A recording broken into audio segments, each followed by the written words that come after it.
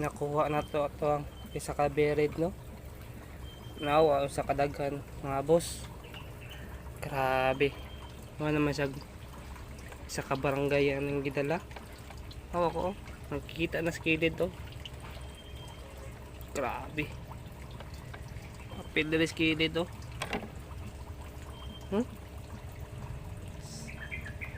Good mother ni, good mother. Oops. Isog pa. Pero yan skided oh. Kan kayo.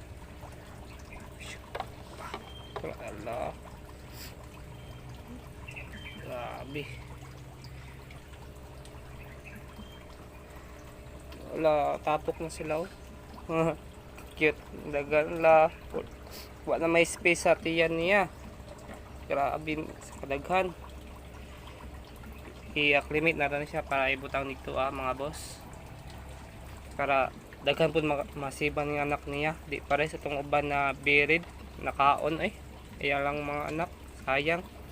Gamay mong space sa 20 gallons good. Bantog. Huwag dali nila makaon lang anak ba.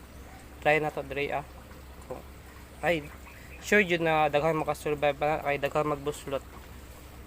Makalusot-lusot dahil sila. Ang problema kay sig malumos ang bered no. Dili ginahan nana pero makasaka man noon siya.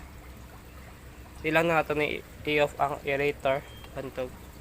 Sure yun na og ipaduol pa nato para sure yun na dili ma-stress ang other crayfish no.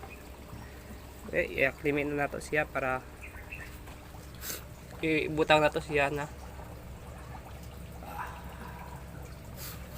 Grabe oh. Sulit.